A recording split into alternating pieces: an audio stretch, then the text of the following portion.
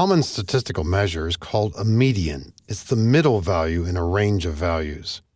If we click column G here for the salary column, we do see in the status bar at the bottom of the screen an average, account, perhaps some others as well.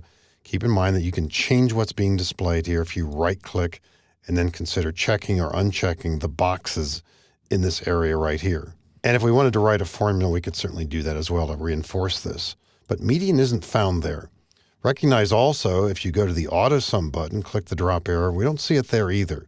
And yet, some people need this frequently. And I often use this with data to compare with an average. So let's simply type equal median.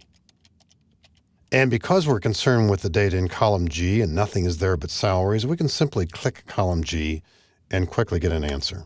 That's the median. Now what's happening behind the scenes, and we don't need to see it happening, is that all the salary values in column G are sorted, and the middle one is our answer.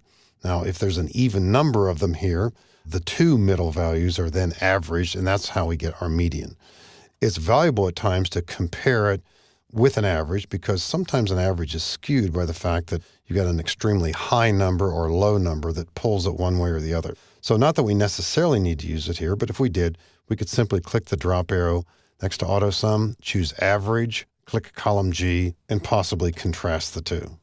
Sometimes we've got numbers across a range of months and locations. For example, here, simple median here, same general idea, equal median, left parenthesis, highlight the data in question, and enter. And so we have our median there too. And we don't always have to contrast it with average. Now, another function, not exactly related to these two, but it comes into play commonly when we're talking about basic statistical measures. It's called mode.